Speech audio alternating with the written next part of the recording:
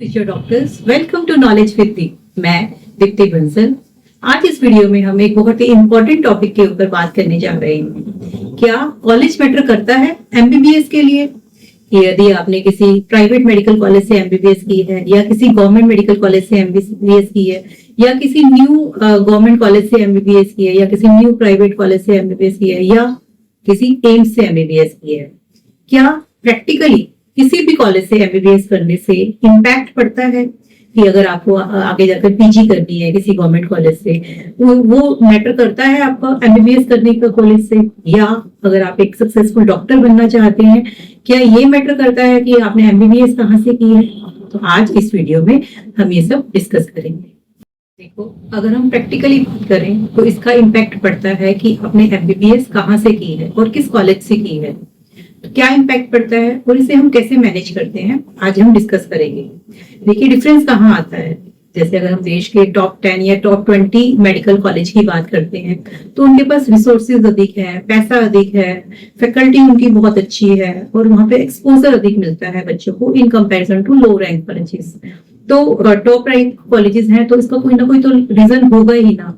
और अगर हम अपने देश के कुछ एपेक्स इंस्टीट्यूट्स जैसे एम्स की बात करें तो वहां पर गवर्नमेंट की फंडिंग अच्छी होती है और वहां पर एमबीबीएस करने का एक्सपीरियंस ही अलग होता है। ऐसे ही अगर हम बात करें कि जो टॉप रैंकिंग कॉलेजेस होते हैं वहां पर सभी के सभी टॉप रैंकर जाते हैं और सब पढ़ाई के लिए पढ़ाई में अच्छे होते हैं और सबका जो एम होता है वो गुड अच्छे डॉक्टर्स बनने का होता है। तो बच्चे को कंपटीशन अधिक मिलता है जिसकी वजह से वो ग्रूम होकर निकलता है। वैसे ही इन कॉलेजेस में जो फैकल्टी रहती है वो भी बहुत एक्सपीरियंस्ड रहती है और जिससे जो बच्चों को जो पढ़ाई का एक्सपीरियंस है वो बहुत अच्छा होता है। पर हर किसी को टॉप गवर्नमेंट कॉलेज तो नहीं मिल सकता, बच्चों को कहीं ना कहीं कॉम्प्रोमाइज तो करना ही पड़ता है। जैसे अगर पीछे रैंक आया है बच्चों का तो उनको कहीं ना कहीं तो किसी ना किसी कॉलेज में तो एडमिशन लेना ही पड़ेगा। हर किसी को टॉप कॉलेज नहीं मिल सकता, ये प्रैक्टिकली पॉसिबल नहीं है।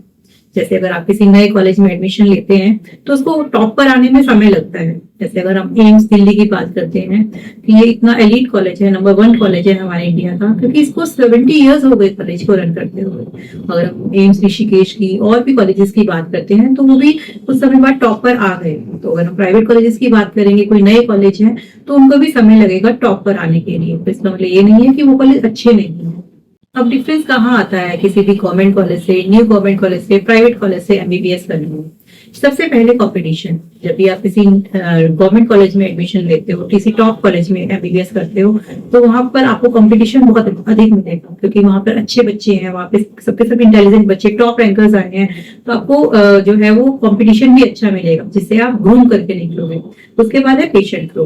गवर्नमेंट कॉलेजेस में, हॉस्पिटल्स में पेशेंट फ्लो अधिक रहता है। जैसे कि अगर आपको किसी पर्टिकुलर टॉपिक के ऊपर आप रिसर्च कर रहे हैं और आपको पेशेंट देखने हैं तो गवर्नमेंट कॉलेज में आपको 100-200 से भी अधिक पेशेंट मिल जाएंगे एक पर्टिकुलर डिजीज के। लेकिन ये प्राइवेट कॉलेजेस में कुछ कम पॉसिबल होता है, लेकिन ये ज्यादा मैटर नहीं करता क्योंकि आप अपनी एमबीबीएस की पढ़ाई में आप प्रैक्टिकल नॉलेज के ऊपर ज्यादा ध्यान देते हो रादर देन क्लिनिकल के ऊपर। उसके बाद हम रेपुटेशन की बात करते हैं। जैसे अगर आप कहीं कोई आपसे पूछता है कि आपने एमबीबीएस कहाँ से कर रहे हो, आप बोलते हो कि मैं इस कॉलेज से एमबीबीएस कर रहा हूँ, तो सामने वाला सोचता है कि हाँ ठीक है, प्राइवेट कॉलेज से एमबीबीएस करोगे इतना इंटेलिजेंट बच्चा नहीं होगा। लेकिन ऐसा नहीं होता क्योंकि सभी कॉलेजेस अच्छे हैं और बहुत से प्राइवेट कॉलेजेस भी बहुत अच्छे हैं और अगर आपके ऊपर डिपेंड करता है कि आप उस कॉलेज में किस तरह से पढ़ाई कर रहे हो। उसके बाद नेक्स्ट आता है टीचर्स, फैकल्टी। जैसे अगर हम गवर्नमेंट कॉलेजेस की बात करें तो वहां पर फैकल्टी जो है वो बहुत एक्सपीरियंस्ड रहती है।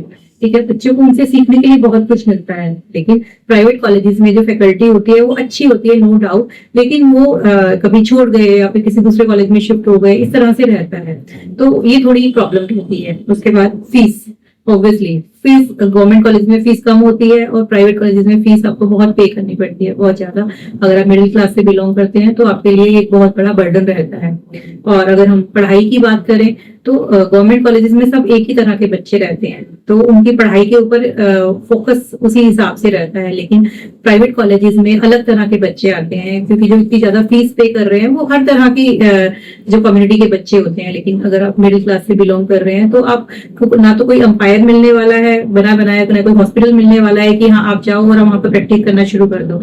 आपको उसके लिए पूरी हार्डवर्क करना होगा ताकि आप आगे जाकर जो है वो अपने एमबीबीएस के बाद पीजी अच्छे से कर सकें। एट लास्ट मैं यही कहूंगी कि अगर आपको अपनी मर्जी का गवर्नमेंट कॉलेज नहीं मिला है तो आपको बहुत हार्ड वर्क करना होगा from the very first day of your college. Private colleges में बच्चे बहुत भटक जाते हैं, अपने 5 से 6 साल ऐसे ही खराब कर देते हैं। ऐसा नहीं है कि गवर्नमेंट कॉलेजेस में बच्चे नहीं भटकते, लेकिन प्राइवेट कॉलेजेस में आपको एक्स्ट्रा कॉशियस रहना पड़ेगा। आपको अपने गोल को पता है कि आपको क्या अचीव करना है, आप हार्ड वर्क करिए और जिससे आप अपने किसी भी कॉलेज से एमबीबीएस करें उससे कोई फर्क नहीं पड़ता।